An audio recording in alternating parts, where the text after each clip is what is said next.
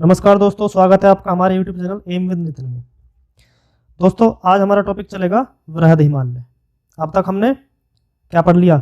Trans Himalaya को पढ़ लिया। देखिए, ये था ट्रांस हिमालय। अब तक हमने ट्रांस हिमालय को पढ़ लिया। अब हम क्या पढ़ेंगे? वृहद हिमालय। इस वृहद हिमालय को हम एक नाम और देते हैं, आंतरिक हिमालय के नाम से भी जानते हैं इसको वृहद हिमालय को। ठीक है, तो उससे पहले मैंने आपको एक बताया था, क्विज शुरू करते हैं जिसका आप कमेंट करके हमें आंसर दिया करेंगे। ठीक है, तो उस क्विज को शुरू करते हैं दोस्तों। और उससे पहले अगर आपने हमारे चैनल को अभी तक सब्सक्राइब नहीं किया है तो सब्सक्राइब कर लीजिए, साथ के साथ बेल आइकन भी दबा दीजिए दोस्तों, जिससे आपको नोटिफिकेशन मिलता रहेगा कि वीडियो हमारी कब डल रही है। ठीक है, और वीडियो को लाइक जरूर करना दोस्तों। ठीक है, तो बढ़ते हैं अपने क्विज की तरफ। इसका आप कमेंट में हमें बताना जरूर, कमेंट करके, कि इसके क्या आंसर है। और ये जो क्वेश्चन लिए हमने पहले उससे लिए हैं, लेक्चर से पहले, और दूसरा जो लेक्चर है भारत की अवस्थिति और विस्तार, जिसके हमने 2 पार्ट बनाए थे। तो पहला क्वेश्चन आपके लिए दोस्तों क्या है? पृथ्वी 4 मिनट में कितने देशांतर को पार करती है? ठीक है, इसका आंसर बताना है। ये पार्ट वन में से है।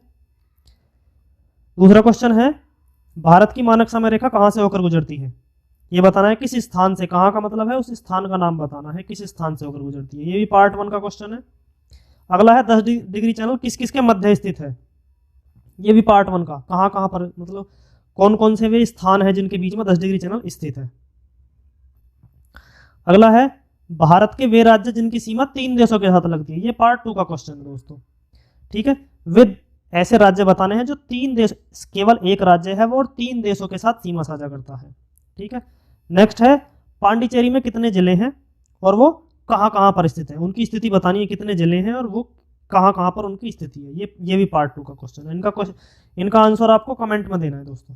ठीक है, अब बढ़ते हैं अपने टॉपिक की तरफ। टॉपिक क्या है आज का हमारा? वृहद हिमालय। देखिए दोस्तों, वृहद हिमालय अब तक पढ़ा था आपने ट्रांस हिमालय। ट्रांस हिमालय में कौन कौन सी श्रेणी बताई थी मैंने आपको? काराकोरम, लद्दाख और जास्कर। अब ये श्रेणी जो हो गई, ये हो गया इतना हमारा ट्रांस हिमालय।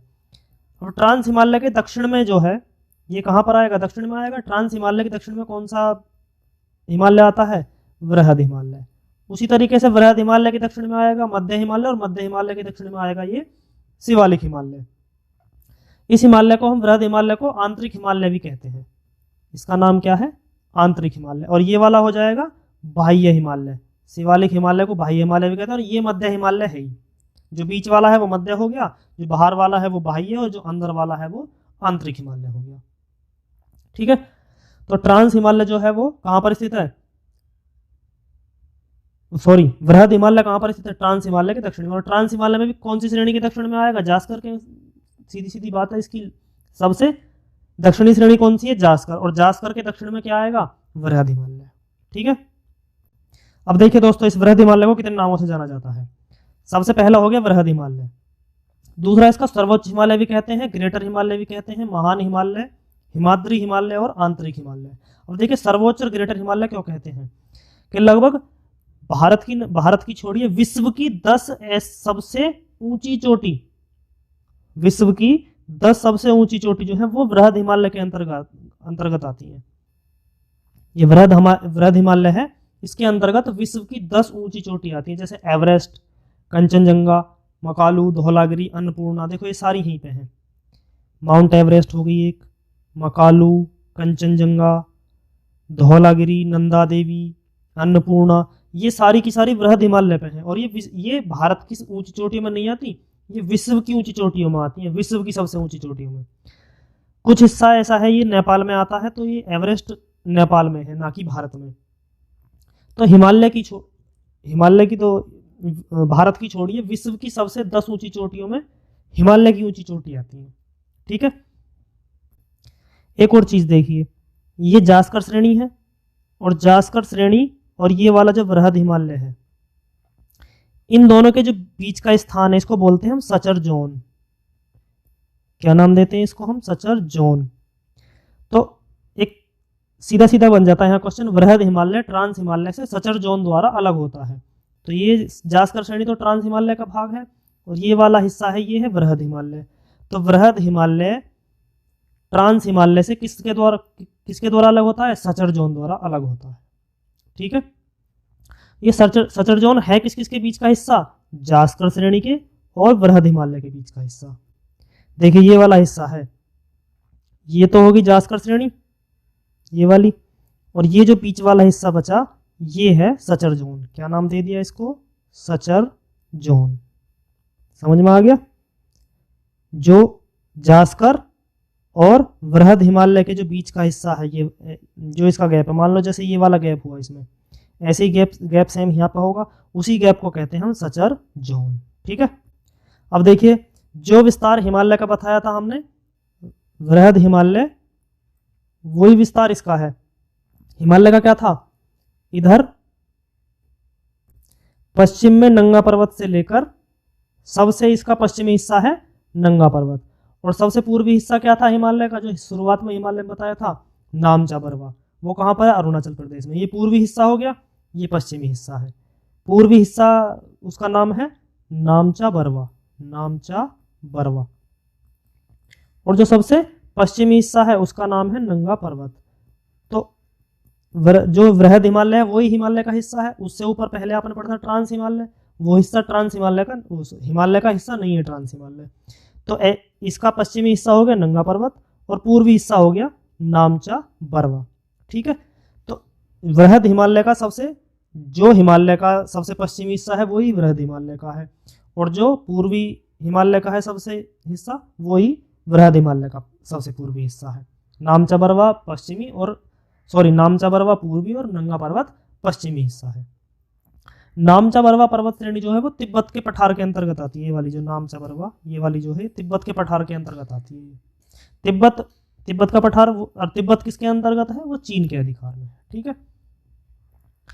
अभी किसकी बात चल रही है? हिमालय की बात चल रही है, भारत की बात नहीं चल रही। तो वो हिमालय कहाँ कहाँ तक है? नेपाल में भी है, कुछ भूटान में भी है, थोड़ा उसका हिस्सा कुछ चीन में, तिब्बत के पठार में भी आ जाता है।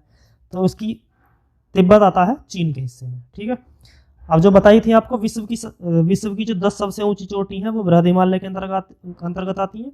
कौन कौन सी बताई आपको? एक एवरेस्ट, उसके बाद कंचनजंगा, कंचनजंगा के बाद मकालू, मकालू के बाद धौलागिरी, और धौलागिरी के बाद अन्नपूर्णा। ये सबसे ऊंची चोटियों में आती है, विश्व की सबसे ऊंची चोटियों में। और माउंट एवरेस्ट जो है वो विश्व की सबसे ऊंची चोटी है, और उसकी ऊंचाई कितनी है? 8,848 थी, तो अब इसकी ऊंचाई बढ़ गई है, अब हो गई है 8,850 मीटर। क्योंकि हिमालय कैसा है? नवीन वलित पर्वत है। वलित का मतलब उसका उत्थान अभी भी जारी है। तो देखिए पहले थी माउंट एवरेस्ट की ऊंचाई 8,848 मीटर, लेकिन अब हो चुकी है 8,850 मीटर।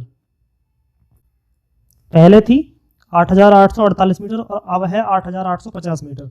तो उसी से अंदाजा लगा लीजिए आप कि हिमालय लगातार क्या है? प्रगति पर है, उसका उत्थान अभी भी जारी है। किसका? हिमालय पर्वत का। यहां तक समझ में आ गया आपको? और जो भारत की सबसे ऊंची चोटी है वो क्या है? K2 गॉडविन ऑस्टिन, लेकिन वो हिमालय का हिस्सा नहीं है। वो किसका हिस्सा है? तो हिमालय की सबसे ऊंची चोटी क्या होगी? Mount Everest. हालांकि K2 गॉडविन ऑस्टिन जो है, जो काराकोरम श्रेणी पर है, K2 गॉडविन ऑस्टिन, वो हिमालय इससे, माउंट एवरेस्ट से तो उसकी ऊंचाई कम है, लेकिन वो भारत की सबसे ऊंची चोटी है। और पर विश्व की दूसरी सबसे ऊंची चोटी है, उसकी ऊंचाई है 8,611 मीटर। ठीक। और भारत में स्थित जो हिमालय की सबसे ऊंची चोटी है वो है कंचनजंगा। कंचनजंगा देखो कहां पर है? वो सिक्किम में है।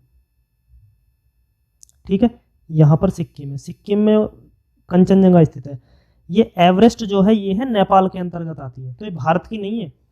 अगर आपसे पूछा जाए हिमालय की, तो हिमालय की सबसे ऊंची चोटी माउंट एवरेस्ट। अगर पूछा जाए भारत की सबसे ऊंची चोटी, तो K2 गॉडविन ऑस्टिन। और अगर ये पूछा जाए भारत में स्थित हिमालय की सबसे ऊंची चोटी, तो वो आएगी कंचनजंगा। ये 3 चीज क्लियर होगी। सबसे पहली चीज है ये हिमालय की सबसे ऊंची चोटी माउंट एवरेस्ट, भारत की सबसे ऊंची चोटी K2 गॉडविन ऑस्टिन। और अगर हिमालय की भारत में स्थित सबसे ऊंची चोटी, तो वो आएगी कंचनजंगा, क्योंकि एवरेस्ट कहां पर है? नेपाल में। और इस एवरेस्ट का दूसरा नाम, एवरेस्ट को बोल देते हैं चोमोलुंगमा। इसको बोलते हैं चोमोलुंगमा। कहाँ बोलते हैं इसको? चोमोलुंगमा। चीन में जो इसका दूसरा नाम है, तिब्बती भाषा में बोल देते हैं इसको चोमोलुंगमा, या इसका नाम पर्वतों की रानी भी बोल देते हैं इसको। ठीक है, देखिए देखिए अब इसको इसमें देख लीजिए एक बार, इसका स्क्रीनशॉट ले लो दोस्तों। आपको जल्दी इसकी पीडीएफ प्रोवाइड करा देंगे उसमें टेलीग्राम चैनल में। इसकी पीडीएफ की तैयारी चल रही है। पीडीएफ आपको इसका बैकग्राउंड अलग करके दिया जाएगा जिससे आपको कॉस्ट लेना पड़े, नहीं तो इसका इसमें इनका खर्चा ज़्यादा आ जाता है। और इसको एक वर्ड फाइल में बनाकर कन्वर्ट करेंगे। ये पीपीटी है, पावर पॉइंट की है। तो सबसे पहले देखिए वृहद हिमालय में मैंने अभी तक क्या बताया आपको। देखो ट्रांस हिमालय के दक्षिण में जास्कर पर्वत श्रेणी है, और वृहद हिमालय को सर्वोच्च हिमालय, ग्रेटर हिमालय, महान हिमालय और हिमाद्री हिमालय भी कहते हैं। एक नाम और बताया था इसका, आंतरिक हिमालय। वृहद हिमालय ट्रांस हिमालय से सचर जोन द्वारा अलग होता है। वृहद हिमालय हिमालय की सभी श्रेणियों में सबसे ऊपरी अथवा ऊंची पर्वत चोटी है। ठीक है, सबसे ऊपरी भी है, ऊंची भी है। मैंने बताया था 10 चोटी जो है विश्व की वो इसके अंतर्गत आती है, वृहद हिमालय के अंतर्गत। अगला है वृहद हिमालय का विस्तार पश्चिम में नंगा पर्वत से लेकर नामचा बरवा चोटी तक विस्तृत है। नामचा बरवा पर्वत श्रेणी तिब्बत के अंतर्गत आती है। ठीक है, विश्व की 10 ऊंची, ये बताया था मैंने आपको, ये 10 सबसे ऊंची चोटी जो है वो किसके अंतर्गत आती है? इसी वृहद हिमालय के अंतर्गत। कौन कौन सी है? एवरेस्ट, कंचनजंगा, मकालू, धौलागिरी, अन्नपूर्णा। एवरेस्ट दुनिया की सबसे ऊंची पर्वत चोटी है, 8,850 मीटर की ऊंचाई है। भारत की सबसे ऊंची चोटी केटू गौड़विनाष्टिन, और उसकी ऊंचाई कितनी है? 8,611 मीटर। हिमालय की सबसे पूर्वी नामचा बरवा और सबसे पश्चिमी नंगा पर्वत। जो पश्चिमी है वो जम्मू कश्मीर में है स्थित है, और पूर्वी जो है वो कहाँ पर स्थित है? तिब्बत में स्थित है। ठीक है, अब इसके बाद नेक्स्ट आगे चलिए। अब देखिए इनका क्रम, चोटियों का क्रम बताते हैं आपको, पूर्व से पश्चिम का क्रम। देखो पूर्व से पश्चिम का किस क्रम, ये कौन सी किसकी चोटी है? वृहद हिमालय की चोटी है दोस्तों। इसमें जो इस मैप में आपको जो दिख रही है वो मध्य हिमालय की भी चोटियां हैं, कुछ शिवालिक की भी चोटियां हैं। तो मैं आपको बताता हूँ कौन कौन सी चोटियां हैं जो वृहद हिमालय की, उनका पूर्व से पश्चिम का क्रम। देखो पूर्व से पश्चिम का क्रम क्या है? सबसे पूर्व किस तरफ है? पूर्व इस तरफ है, और पश्चिम इस तरफ है। तो ये पूर्वी चोटी हो जाएंगी, इस तरफ पश्चिमी चोटी हो जाएंगी। तो पूर्व से पश्चिम की तरफ का क्रम देखते हैं इसका दोस्तों। देखिए पूर्व से पश्चिम का क्रम, सबसे पहली चोटी है इसकी नामचा बरवा। सबसे पहली चोटी कौन सी है? नामचा बरवा। उसके बाद आती है कंचनजंगा। कंचनजंगा के बाद आती है इसकी चोटी मकालू। मकालू के बाद नंबर आता है माउंट एवरेस्ट का। माउंट एवरेस्ट के बाद आती है एक चोटी मनसालू, वो इसमें दिखाई नहीं गई, उसका नाम लिख लीजिएगा, मनसालू। क्या नाम है उसका? मनसालू। वो एवरेस्ट के तुरंत बाद आता है उसका नंबर, यहां पर, यहां है उस चोटी, वो क्या नाम है उस चोटी का? मनसालू। मनसालू के बाद धौलागिरी, और धौलागिरी के बाद देखो आप कहोगे अन्नपूर्णा पहले दे रखी है, लेकिन ये धौलागिरी है यहाँ पर और अन्नपूर्णा बाद में है। ठीक है, ये क्रम याद रखना, पूर्व से पश्चिम का क्रम। अब देखिए ये है कहाँ पर स्थित? नामचा बरवा आपको बताया था कहाँ स्थित है? तिब्बत में। ठीक है, तिब्बत के पठार पर कौन सी स्थित है? नामचा बरवा। कंचनजंगा कहाँ पर स्थित है? भारत में, यानी इंडिया में। और ये हिमालय पर्वत की भारत में स्थित सबसे ऊंची चोटी है। क्या? कंचनजंगा। कंचनजंगा के बाद आती है मकालू। मकालू कहाँ पर है? ये नेपाल में है। माउंट एवरेस्ट, ये भी नेपाल में है। उसके बाद मनसालू बताइए, ये भी नेपाल में है मनसालू।